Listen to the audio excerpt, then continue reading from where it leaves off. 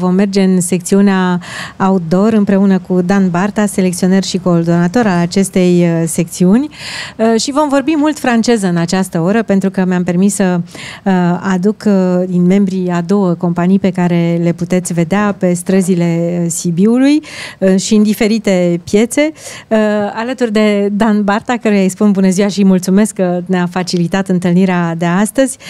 Se află Olivier Hagenloch și Letitia Marie Demange, directori artistici ai companiei Archibald Caramontron, care nu au avut încă spectacole, dar care ne vor vorbi despre spectacolele lor, cum s-a format această companie și care este crezul lor artistic. Și aici mai aproape de mine, Yvan Chary, actor și director al companiei du Petit Monsieur, și Amandine Barion, care este directoare artistică și regizoare a spectacolului. Bonjour et bienvenue.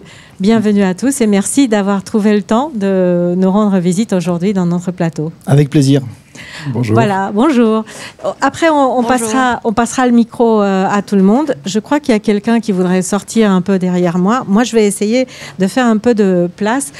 O să încerc să fac un pic de loc pentru cine vrea să iasă din spatele meu, dar îl las cuvântul lui Dan Barta să ne povestească puțin despre secțiunea outdoor a festivalului. Da, bună ziua, bonjour.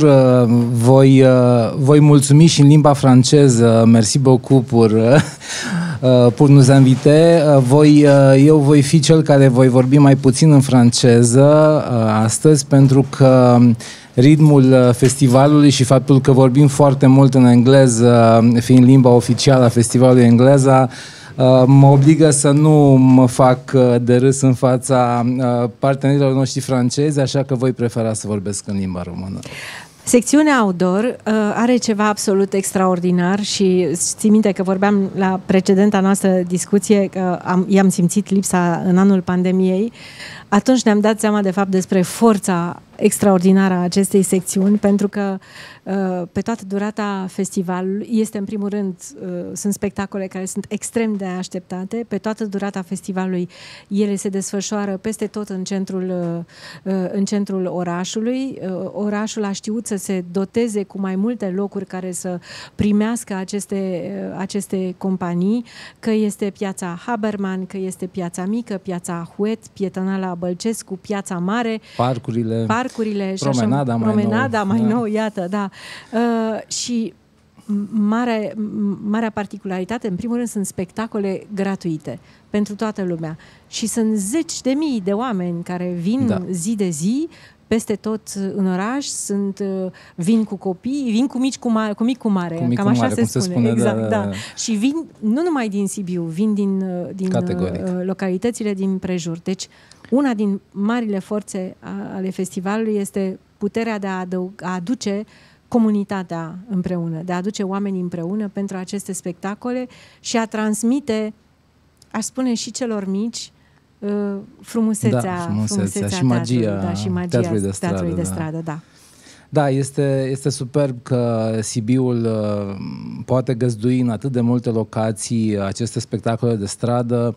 Mesajul pe care artiștii, în general artiștii de stradă și nu numai, bineînțeles, dar eu mă refer în special la secțiunea outdoor, mesajul este foarte puternic și am asistat, bineînțeles că încerc să fiu prezent la fiecare spectacol, pentru că ele au mai multe reprezentații, bineînțeles, dar măcar la o reprezentație țin foarte mult să ajung, pentru că este foarte important pentru mine să văd rezultatul muncii noastre de cel puțin un an, câteodată chiar mai mulți ani, să văd cum reacționează oamenii, ce impresii au, cum văd ei toată această emulație și toată această ambianță superbă care acoperă orașul. Sibiul devine clar o scenă în aer liber și ne dorim foarte mult ca și artiștii români, pe care îi încurajăm tot mai mult să ajungă la Sibiu și chiar am făcut anul acesta mai multe invitații în acest sens, ne dorim să fie mult mai prezenți la noi în țară și ceea ce se va întâmpla anul viitor, faptul că noi vom găzdui în timpul festivalului de anul viitor, între 24-26 iunie, întâlnirea anuală generală a rețelei Circostrada, cea mai importantă rețea de artele spectacolului de stradă și de circ contemporan. Eu cred că este un moment foarte prielnic pentru noi ca să arătăm că putem și aici în România. Eu cred că întâlnirea de anul viitor va stimula mult și companiile românești.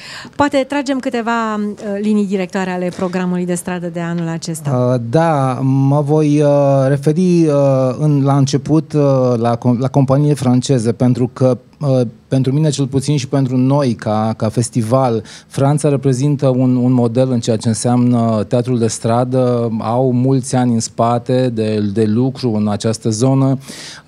Partenerii francezi de aici din România și nu numai ne susțin foarte mult în toate aceste demersuri. Institutul francez, am lucrat cu Teatroscop de asemenea.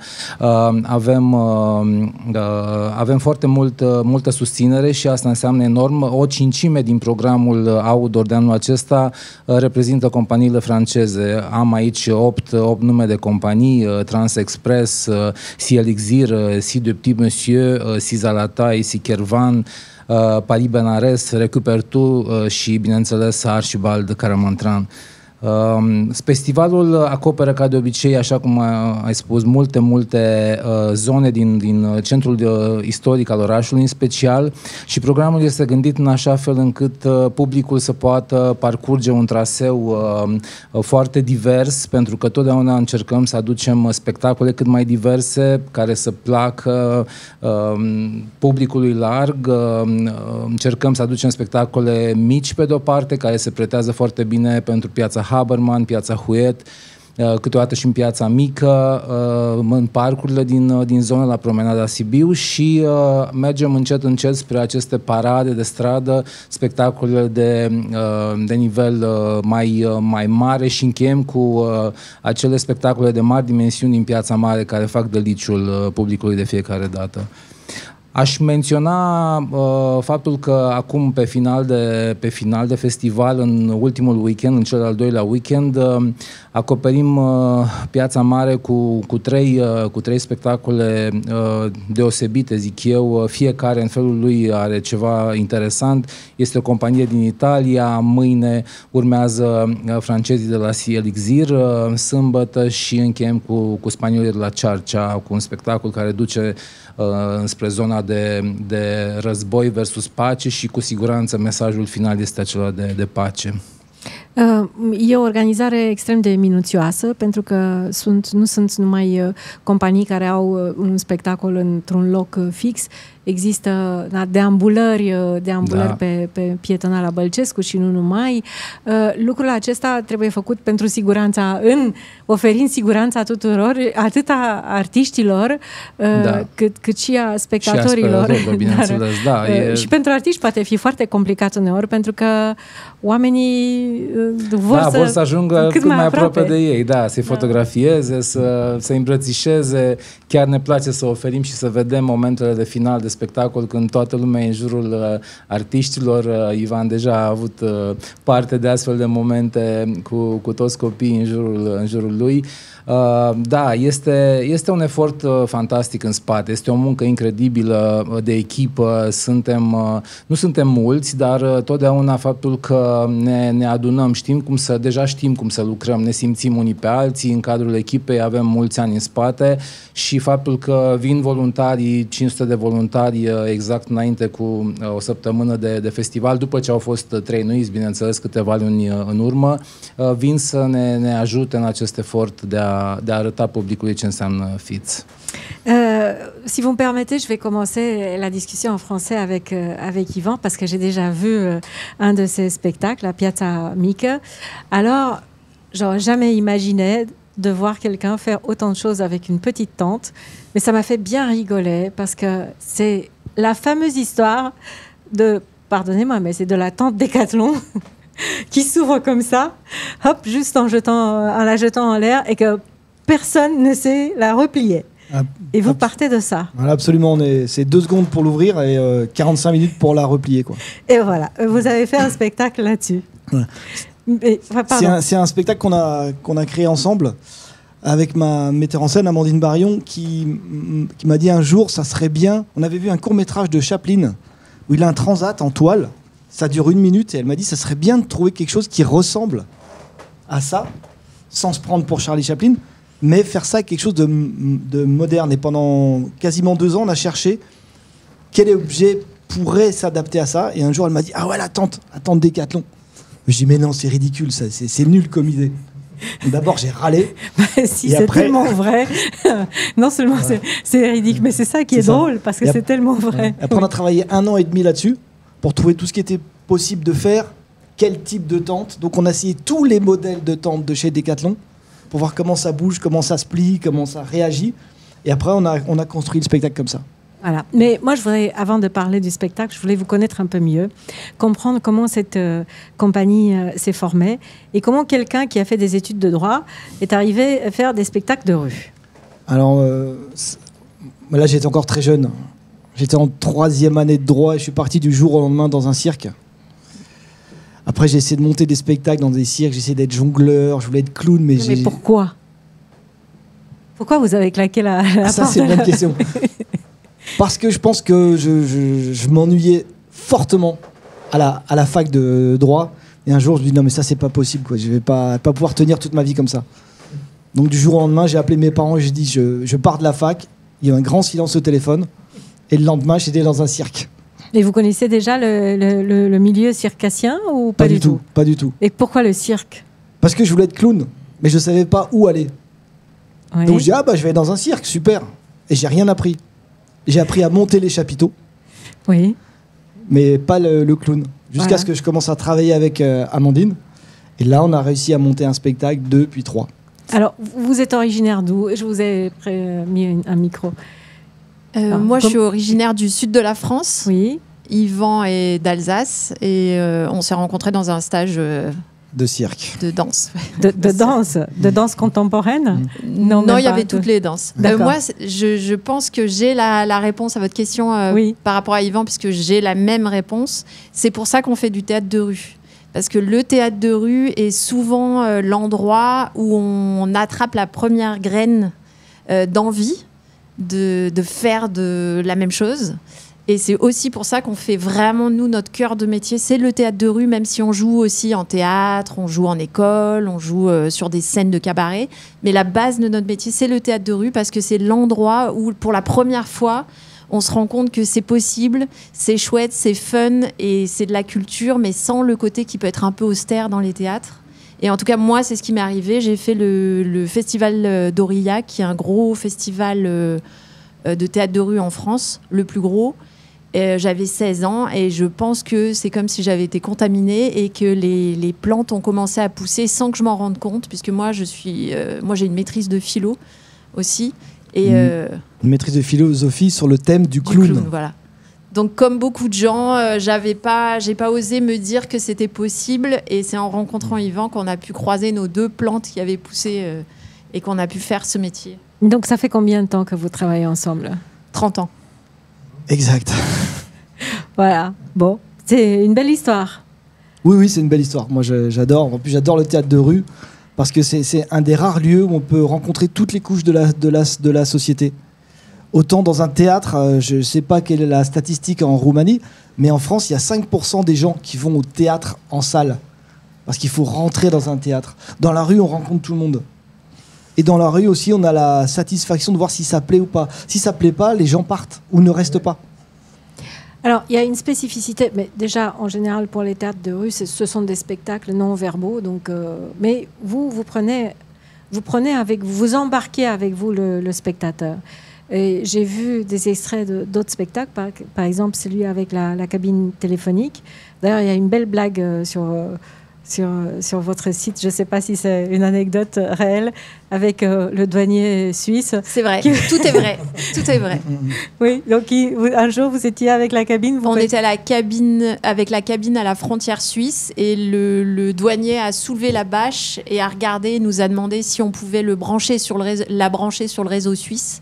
Sur les réseaux téléphoniques Sur le réseau téléphonique suisse. Donc, on a été obligé de rester très sérieux en lui disant que non, il n'y avait aucun souci. Et il nous a dit que dans ce cas-là, on pouvait rentrer en Suisse. Oui, mais c'est des coquins. Mais avec une cabine téléphonique, on a eu beaucoup d'anecdotes dans tous les pays. Ouais. Dans tous les pays. Alors, expliquez-nous comment sont construits vos spectacles et quelle est la graine, en fait. Vous partez d'un objet... On part du quotidien, d'une idée. On part d'une idée. La cabine, c'était une idée d'Yvan. La cabine téléphonique, c'était quelque chose d'important entre nous puisqu'on n'avait pas de téléphone portable à l'époque. Donc la cabine téléphonique, c'était une idée d'Yvan, les tentes, c'est une idée de moi. Et ensuite, on fait beaucoup d'improvisation, beaucoup. Mais vraiment des tonnes. Et ensuite, moi, je trie. J'enlève celles qui sont trop simples. Et je structure. Donc c'est comme si je faisais un squelette, en fait. Et ensuite, Yvan joue. Et là, au contact du public, il rajoute des improvisations avec ce qui se passe avec les enfants, les gens. Et à partir de ce moment-là, c'est comme si on mettait les muscles autour du squelette. Et je continue à dire, celle-là, on la continue, celle-là, non, celle-là, on va plus loin, et ainsi de suite. Et on essaye de tout le temps faire ça pour que ce soit tout le temps frais pour Yvan, qui joue, et tout le temps en accord avec comment les gens ont évolué au fil du temps.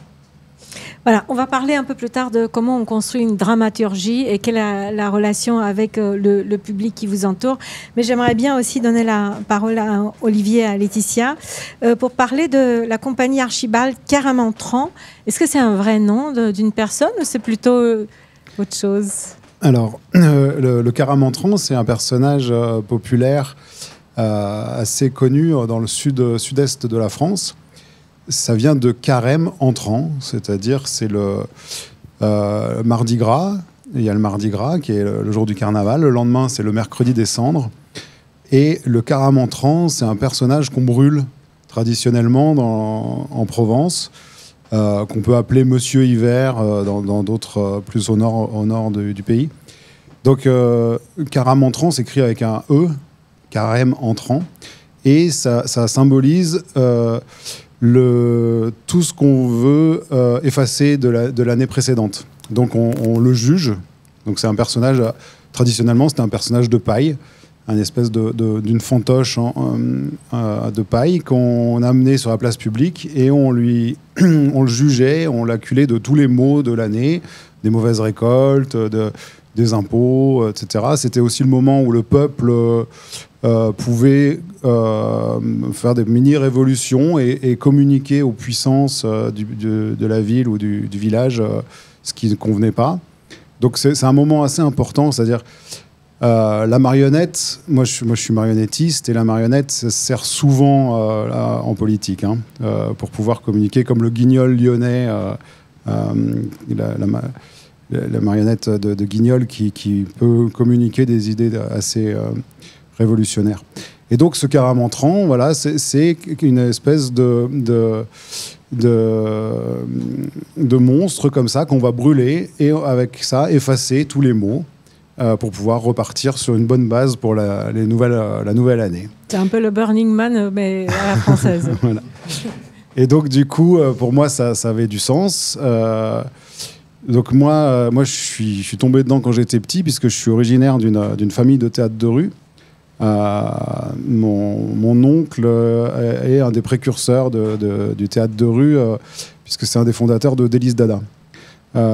Et donc moi j'ai grandi à Aurillac, à Châlons, je connais ça depuis ma plus tendre enfance. Et mon beau-père, le mari de ma mère, c'est le SAMU, section artisticale musicale d'urgence. Donc c'est des vieux de la vieille qui ont créé tout cet univers du théâtre de rue. J'ai connu Gilles et Brigitte du Transexpress tout petit aussi, voilà. Donc pour moi c'était naturel de se maquiller, de chanter, de jouer de la musique et d'aller improviser dans la rue, voilà. J'ai essayé de faire autre chose quand j'ai commencé des études. Alors c'est des études de plasticien, je suis peintre et sculpteur, dessinateur, mais la rue me manquait, le spectacle, le contact, voilà. J'aime bien aussi faire des spectacles en salle, pour le confort que ça apporte. Les lumières, le son, le silence. En rue, on est toujours confronté aux intempéries, le vent, la pluie, etc. Donc il y a un confort en intérieur, mais c'est vrai, comme vous disiez, le contact de tous les publics, pour moi, c'est essentiel. C'est-à-dire qu'à un moment, en salle, je vais quand même m'ennuyer. Et je préfère être dans la rue au contact. Et on a prévu un spectacle, on a écrit une dramaturgie, on a quelque chose qui est déjà construit, mais il y a forcément un accident, il y a forcément quelque chose qui va se passer, qui est inattendu, et qui va nous demander de faire preuve de créativité, d'être ingénieux et d'être en relation, quoi. Donc c'est pour moi l'essentiel. Donc, la compagnie, elle a 20 ans. Moi, je fais des marionnettes géantes depuis 1998. On a joué dans énormément de pays et on a la chance d'avoir ces grandes marionnettes qui font 4 à 5 mètres de haut, avec des très grands bras, et donc d'être assez intrusif. C'est-à-dire qu'on peut toucher les gens, on va au contact. Donc on crée forcément des situations de rencontres et de happening public, quoi. Donc on l'a vérifié dans le monde entier et on se régale de faire ça. On est très heureux de venir le faire ici à Sibiu cette année. Est-ce que c'est une grande compagnie? Vous êtes combien on est une vingtaine, on va dire. Ouais. C'est une compagnie qui est assez importante dans le sens où on a à peu près un spectacle par semaine, grosso modo. On joue 80 spectacles, 80 fois dans l'année. On a des doublons. Souvent, on a des équipes, puisqu'on a une quarantaine de marionnettes géantes. On a un grand atelier, on est soutenu et on est invité, on a la compagnie résidente de Carpentras, qui est une ville à côté d'Avignon. Avignon, assez connu pour le théâtre en salle. Et Carpentras qui a développé le théâtre de rue avec un festival de théâtre de rue d'hiver qui s'appelle Les Noëls Insolites et qui nous a invités à nous installer dans un très grand hangar où on peut construire, stocker et répéter. Et donc, on a là pas mal de spectacles. En tout, on a combien de spectacles? Une dizaine, une douzaine? Déjà, vous avez des spectacles fixes, des spectacles déambulatoires, comme on appelle. Donc les marionnettes géantes qui se baladent comme ça en ville, et puis aussi la danse aérienne. Donc ça, c'est plutôt circassien, je crois, non? C'est un héritage un peu, non, je pense. Alors, donc ça, c'est... en fait, je co-dirige la compagnie avec mon épouse, qui est Marie-Martine Robles, qui n'est pas là aujourd'hui, puisque le spectacle qu'on propose est sans danse aérienne. Là, c'est une déambulation... Et en fait, c'est en 2017, on s'est associés. Elle est professeure de danse classique, donc elle vient des ballets, et elle fait de la danse sur différents supports, donc sur les murs, avec du rebond, en tissu, en corde, en filet, et dans une très très grande structure en aluminium aussi qu'on appelle le zig. Donc elle a aussi différentes pratiques autour de la danse. Danse contemporaine et cirque contemporain, un peu. Voilà. On se mélange un peu. Moins cirque que danse. C'est vraiment danse. Danse. Et moi, j'ai mes marionnettes, avec les grandes marionnettes, c'est aussi de la danse. Donc on construit des ballets de danse et nos spectacles fixes sont très très axés sur le mouvement. C'est beaucoup. Alors il y a des histoires, il y a de la pantomime de marionnettes. C'est comme un petit castelet de marionnettes traditionnelles, sauf que c'est géant. Donc il y a des histoires racontées. Généralement, c'est pas verbal, c'est de la gestuelle. Mais il y a beaucoup de chorégraphie et de danse. Là, ce qu'on va présenter ici, c'est pratiquement une grande chorégraphie de 45 minutes, quoi. Et donc, Marie-Martine, moi, j'ai vraiment un peu en charge ce qui est plastique, les tableaux, la création du tableau pictural. Et Marie, elle s'occupe de le mettre en scène et de le mettre en mouvement. Voilà. Donc voilà, il se trouve qu'elle est pas là aujourd'hui, elle regrette, elle aurait voulu faire le voyage. Ça m'aurait plu discuter avec elle parce que je trouve que ce mélange des arts est extrêmement intéressant et c'est ça ce que vous faites en fait, ça apporte énormément de poésie dans nos vies.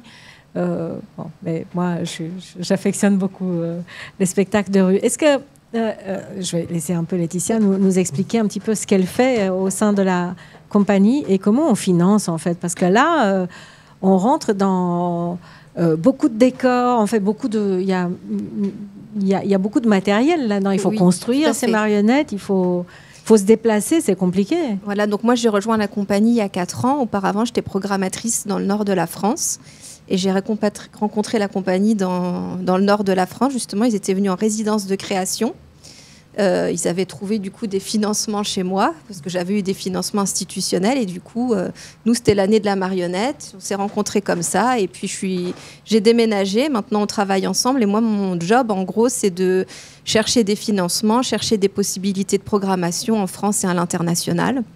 Donc, voilà, l'idée, c'est aussi de tourner le plus possible dans des situations différentes et de participer à un maximum de festivals, de rencontrer des publics différents. Et donc voilà, les financements, c'est de monter aussi beaucoup de dossiers administratifs. Moi, je vends un petit peu moins du rêve, sauf quand j'ai les programmateurs au téléphone.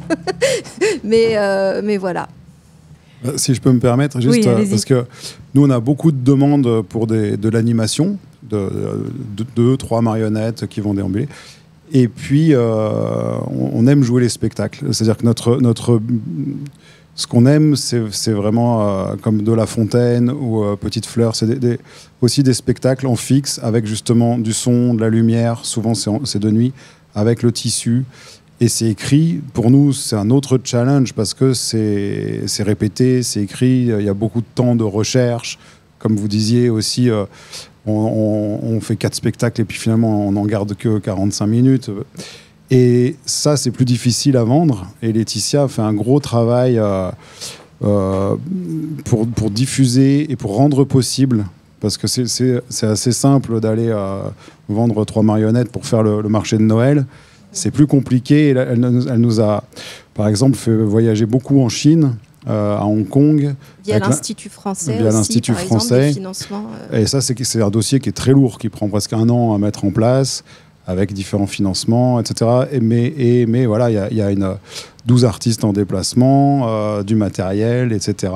Donc ça, c'est une partie du travail qui vend du rêve. C'est vrai qu'il y a beaucoup de marionnettes géantes. Il y a plusieurs compagnies qui font de la marionnette géante, mais ce qui différencie Archibald Caramentran, c'est justement le fait d'allier la musique live, l'aérien et la marionnette géante. C'est un rapport assez unique. Et ça permet aussi d'appuyer là-dessus pour quand on souhaite vendre des spectacles, quoi. Alors, je parlais de la poésie, mais la poésie existe même dans la présentation du spectacle que vous avez ramené ici à Sibiu. Ça s'intitule « Le bal des poissons, batifolant dans les flots ». Et si vous me permettez, je vais lire cette petite présentation. « Dans certaines conditions de lumière et de pression apparaissent les poissons. Aujourd'hui, c'est marée haute. Maquereaux, sardines, merlans et morues, rascasses, dorades, barbeaux et brochets, tous se sont donné rendez-vous pour le grand bal des poissons. Rumba, bossa, foxtrot et calypso, mambo, tango, salsa et cha-cha-cha, ça frétille de la nageoire et ça chaloupe de la coupe. Du clapotis dans le gramophone, nos palpitants sont métronomes. Tourne pas en rond dans ton bocal, il est l'heure de faire un scandale. N'aie pas peur, jette-toi à l'eau et viens guincher dans les flots. Aujourd'hui, nos pensées ont des nageoires et nos sourires sont des hameçons. Très joli. Alors, parlons-nous des poissons. C'est des gros poissons énormes, ça va plaire aux enfants, c'est extraordinaire. Voilà, donc ça c'est le spectacle de demain. Ah pardon. Aujourd'hui, on joue Congo Massa, qui est donc les animaux africains. Madame Girafe, Monsieur Zèbre, etc. On en parlera. Il doit y avoir une poésie là-bas aussi. Allez-y, mais parlez-nous. Et le bal des poissons, c'est un spectacle donc on avait déjà 3 poissons, on en a créé 3 supplémentaires et c'est un spectacle qui est assez neuf puisqu'on l'a sorti au Carnaval de Nice en février dernier. Et il y a 3 couples de poissons. Monsieur Merlan, Madame Morue, Cachalot et le gobi. Le gobi, c'est un petit poisson bien moche de la Méditerranée. Ah non, il est moche. Et puis Rosine et Barbeau. Voilà. Donc on a 3 couples de poissons c'est de la danse. Pour le coup, ils déambulent, ils dansent tous ensemble et ils dansent 2 par 2. C'est un bal. Et donc il y a 6 musiciens qui les accompagnent. Dans des musiques quand même plutôt Amérique du Sud, voilà, comme c'est décrit, cumbia, salsa, voilà.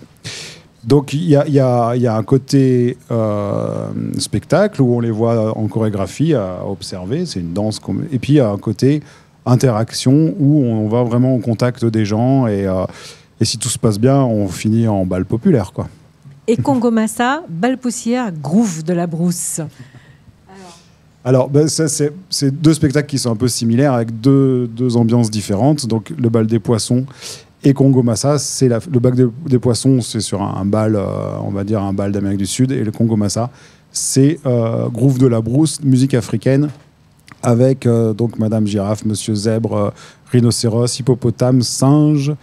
Ils ont tous des petits noms, hein, vous pouvez trouver ça sur notre site. Le singe, c'est Aristote. Voilà.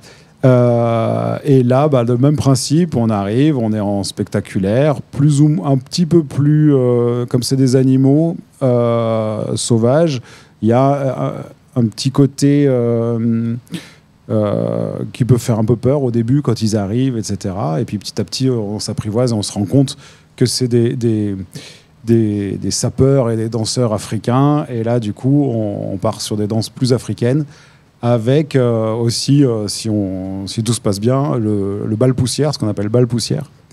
Moi, j'ai beaucoup voyagé en Afrique, puisqu'on a une compagnie qui est basée au Burkina Faso, une compagnie amie, cousine, qu'on a créée en 2001, qui est installée au Burkina. Et on a beaucoup travaillé. D'ailleurs, dans notre groupe, il y a beaucoup d'Africains aussi. Là, il y a des Ivoiriens qui sont là avec nous.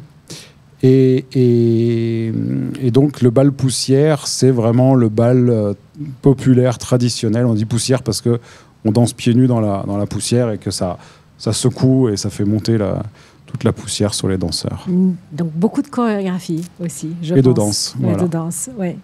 Alors, je voulais revenir, Yvan, sur la compagnie du petit monsieur. C'est vous, le petit monsieur ? Je suis la partie visible de la compagnie Petit Monsieur, oui. D'accord. Voilà. Et vous travaillez, vous êtes toujours tout seul, en fait. Vos spectacles, c'est uniquement sur vous ou il y a quelqu'un d'autre qui... Non, pour l'instant, les spectacles qu'on a créés, c'est toujours des spectacles des solos. Oui. Et on a un autre mode de fonctionnement parce qu'on est beaucoup plus petit que Caramantran. Nous, on n'a jamais été subventionnés et on n'a jamais demandé de subvention par choix. Parce qu'on est deux et qu'on aime bien tout faire nous-mêmes en direct. Donc on a juste une administratrice qui nous aide pour les contrats, etc. Mais on aime bien tout faire en direct pour savoir pour qui on joue, comment on joue, et aussi pour pouvoir adapter le spectacle au pays ou au public ou au lieu dans lequel on joue. Grâce à un statut français qui est un statut de l'intermittence qui aide les artistes en France. Qui est un statut... Pas un statut très confortable. Finalement, si, parce que y a beaucoup les plasticiens, les photographes, les dessinateurs, les écrivains n'ont pas ce statut et finalement, on a quand même un statut qui est quand même privilégié. Alors, ce qui m'intéresse chez vous, c'est comment vous construisez, parce que je pense qu'il y a beaucoup d'improvisation. Pendant un spectacle, vous sentez la salle, si je peux dire comme ça, autour de vous, en fait, le spectateur. Et vos spectacles se basent beaucoup sur l'interaction avec les spectateurs, non ? Enfin, s'il n'y a personne qui vous regarde, si vous accrochez pas le regard, non ? Je pense qu'il doit y avoir un petit moment alors, compliqué. En fait, oui. Mais parce qu'on a des spectacles qui sont travaillés, en fait, on travaille pratiquement seconde à seconde. Tout ce que vous avez vu est entièrement travaillé.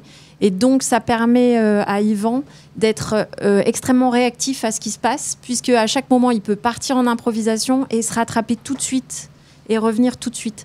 Donc, plus le spectacle est travaillé, plus il est propice à l'improvisation. C'est un peu contre-intuitif, mais c'est le cas. Un spectacle où les marches, en gros, seraient trop grandes, ça laisserait trop de trous. Le comédien, le clown, ne pourrait pas se rattraper autant. Donc Yvan peut être complètement disponible à ce qui se passe, parce que si jamais l'improvisation ne marche pas, ou qu'il se passe quelque chose, ou que l'enfant s'en va, ce qui peut arriver, hop, il revient au spectacle et ainsi de suite. Dan voulait intervenir. C'était fascinant de regarder hier la réaction des enfants. C'était incroyable. C'était magnifique. C'était un dialogue vraiment entre eux et Yvan, oui. Et ils ont été fascinés. Ils ont entré dans le jeu. Normalement, on a un assistant et hier, il y en avait 4. Je crois qu'ils ont salué à la fin. Tellement les enfants sont venus aider. Des participants, pas des gens, des volontaires. C'était totalement différent du spectacle que vous avez vu avant-hier. D'accord. Voilà, hier j'étais, ils sont venus m'expliquer. Et hier c'était Piazza Haberman, c'est ça? C'est ça. D'accord. Et un autre type d'espace. Voilà. Donc vous jonglez aussi par rapport déjà le jeu n'est pas le même parce que c'était plus petit que la fois où vous m'aviez vu. Oui. Et là j'avais deux petits qui étaient super énervés parce que je ne comprenais pas ce qu'ils m'expliquaient.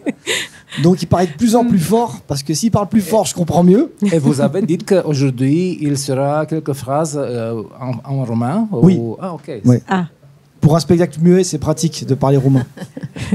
Voilà, donc est-ce qu'il y a la durée du spectacle aussi, vous pouvez l'aménager par rapport à votre public ou Elle est variable aussi en fonction des improvisations. D'accord. Donc ça, il y a, disons, peut-être quoi, 10 minutes plus ou moins 5. Voilà. Mais ça dépend. Moi, on ne sait jamais ce qui va se passer. Hier soir, je ne pensais pas du tout que j'en ai 4 qui allaient venir m'aider, m'expliquer comment on plie la tente, que c'était pas comme ça, qu'il ne fallait pas que je touche la boîte. Ils sont carrément venus. Oui, il y a un petit qui est venu après le spectacle avec son papa qui parlait anglais. Et qui vous a expliqué. Il m'a dit, il ne fallait pas toucher la boîte. C'est marqué dessus. Il m'a dit ça en roumain. Oui, parce que vous arrivez, en fait, le spectacle commence comme ça. Vous êtes donc vous êtes sur la place. Vous arrivez avec une énorme boîte. Non, la boîte est déjà là. Et la boîte est déjà là. Moi, je veux faire un discours et il y a quelque chose qui me dérange. Parce que la boîte est fermée. Voilà, donc il faut pousser la boîte. Oui. Et en poussant la boîte, elle s'ouvre et les tentes sortent. Et les tentes sortent. Voilà, et après, c'est qu'est-ce qu'on fait avec ça? Voilà, et là, ça peut prendre du temps. Est-ce que dans d'autres pays, vous avez différents types d'interactions avec le public par rapport au pays dans lequel vous vous trouvez? Alors, globalement, en Europe occidentale, c'est à peu près les mêmes. Au Japon, c'est un peu différent. Parce qu'au Japon, on ne se moque pas d'un adulte en cravate. Qui rate. Qui rate. Parce que vous faites très avocat. Voilà, c'est ça. Et moi, c'est une succession d'échecs. Et donc, pour le Japon, c'est compliqué. Donc pour ce eux, c'est quelque chose d'insupportable. Impossible de... on joue parce qu'ils sont très gentils. Ils voient bien et très polis. Ils voient bien qu'on n'a pas les mêmes codes, mais ça les fait pas beaucoup rire. Voilà. C'est comme si vous voyez du théâtre no. On se dit ah ouais, il y a quelque chose. On comprend pas forcément. Ouais. On comprend qu'il y a un travail. Et pareil, quand ils me regardent, ils sont presque gênés de. Enfin, ils me regardent et ils baissent la tête quand j'arrive pas à faire une chose, quoi. Mais c'était très chouette quand même. Mais sinon, c'était chouette. Voilà. Et la dramaturgie, est-ce que vous écrivez énormément? Vous écrivez énormément les textes avant? Comment ça se passe? Alors, il n'y a pas de texte. Oui, je veux dire... moi, je structure énormément. Je structure beaucoup. Pour qu'il y ait un déroulement, logique, et 2, qu'il y ait toujours des surprises. Donc on va pas dire, mais au bout de 20 minutes, il y a une surprise qui relance le spectacle, voilà, jusqu'à la fin. Donc moi, j'écris et je structure beaucoup. Et j'écris à partir de ce qu'Yvan improvise avec les gens. Bon, on peut dire un petit peu qu'une des surprises, c'est qu'en fait, cette tente se transforme en monstre. Aussi, ouais. En monstre marin ou pas, ça dépend. Ça. Après, à vous d'interpréter le monstre comme vous voulez. Exactement. Et ça, je trouve ça extraordinaire. Et ça, c'est vraiment une des choses importantes dans le clown, dans la vie du clown, c'est qu'en général, le quotidien devient assez vite fantasmagorique, poétique, et le clown amène la magie dans le quotidien. Et ça, pour nous, c'est important. Quelle relation vous avez, vous, avec le public? Parce que quand vous déambulez comme ça dans la rue, j'imagine que les enfants essayent de venir toucher, s'approcher. C'est dangereux aussi pour les artistes, parfois, j'imagine, non? Il faut faire attention à plein de choses. Non, c'est pas très dangereux parce qu'elles sont assez impressionnantes, nos marionnettes. Comme elles sont très grandes, le premier rapport, c'est garder un petit peu de distance. Et c'est nous qui sommes un peu intrusifs et qui allons en contact et chercher. Après, ça dépend vraiment du public, du pays dans lequel on se trouve. Alors oui, je te rejoins sur le fait que ça se ressemble un peu tout en Europe, mais au Maghreb, ça peut être très différent. En Afrique aussi. Alors en Afrique noire, les premières fois qu'on est sorti avec des marionnettes, les gens ont fui. Ils sont partis en courant. En renversant les cochons, les vélos, on a retrouvé qu'un parterre de tongs. c'était trop, voilà, trop empreint de légende peut-être. Ils ont eu très peur. Ouais. Et puis alors en Afrique noire aussi, quand il y a un mouvement de panique, tout le monde se met à courir, même s'ils savent pas pourquoi, mais il y a un danger, donc ils partaient. Après, petit à petit, on s'est fait connaître et on est allé, maintenant on arrive à faire des très beaux spectacles dans le stade de Ouagadougou. Il y a du monde, il n'y a pas de souci. Mais les premières expériences dans les villages étaient très impressionnantes. En Asie, on a beaucoup de téléphones portables face à nous. C'est-à-dire que les gens aiment beaucoup le spectacle, mais à travers le téléphone. Donc on se retrouve avec sur le site, là, j'ai mis quelques photos où on voit un public rempli et que des téléphones. Ils sont très connectés en Asie, mais il y a aussi le fait qu'il y a aussi une certaine timidité. Par exemple, on avait un spectacle de La Fontaine et qui se terminait sur La Vie en rose, où les marionnettes dansaient la valse avec le public et nous ont dit mais jamais vous arriverez à les faire danser. Et finalement, tout le monde a dansé, c'était assez magique. Et ça, on a joué 9 jours consécutifs et il y a des gens qui sont revenus tous les jours de voir, parce qu'il y a un vrai contact qui s'est créé. C'était assez magique finalement. Voilà, donc c'est assez différent. Parfois, ça peut être compliqué, c'est-à-dire quand on est avec des enfants un peu excités et qu'on reste trop longtemps en place. Au bout d'un moment, ils ont compris le subterfuge, ils ont compris qu'on était... Parce qu'on est assez vulnérable sous la marionnette, puisqu'on a les pieds, les bras pris, etc. C'est pour ça qu'il y a toujours... pour 2 marionnettes, il y a une personne en extérieur qui va prendre soin des marionnettistes qui sont dessous, parce que ça peut arriver d'avoir des enfants qui sont un petit peu trop excités et qui viennent jouer. Et pas que des enfants d'ailleurs, on a eu en Géorgie, on était dans un petit village en Géorgie et là, très impressionnant, hein, les gens étaient avec des chevaux, des pistolets dans les ceinturons, etc. Et c'était, on a eu un petit peu peur de la réaction. Hein. Ne-au mai rămas fix un minut pentru că va trebui să dăm legătura pentru știri. Dan? Très vite. Je suis très heureux de vous avoir ici. Il faut bloquer vous parce que vous travaillez beaucoup. Vous travaillez beaucoup au dehors et c'était très important de vous bloquer avant l'année. Et merci aussi aux agences italiennes ICP International Operette qui vous facilitent votre... Alors, merci à vous, merci d'être venu aujourd'hui. Congo Massa, aujourd'hui, sur la piétonale Nicolae Bălcescu à 19h et 21h15. Vous avez quand vos prochains... 19h à 21h ce soir. Où ça? Piazza Mică? Piazza Haberman? Huech. Ah, Piazza Huech. Ah, encore un troisième endroit extraordinaire. Ouais. Là-bas, ça va vous plaire. Et puis demain, les poissons, la parade des poissons. Demain soir, donc la parade des poissons, c'est des marionnettes qui sont lumineuses. Donc ça, c'est un autre son. C'est une poésie totale. Ça va être super. Merci infiniment et puis bonne continuation. Avec grand plaisir. Bon festival. Merci de nous avoir invités. Merci beaucoup. Punem punct aici programului de astăzi. Vă invit să reveniți mâine pe frecvență, începând cu ora 11:15 pentru o nouă ediție a emisiunii în direct de la Sibiu.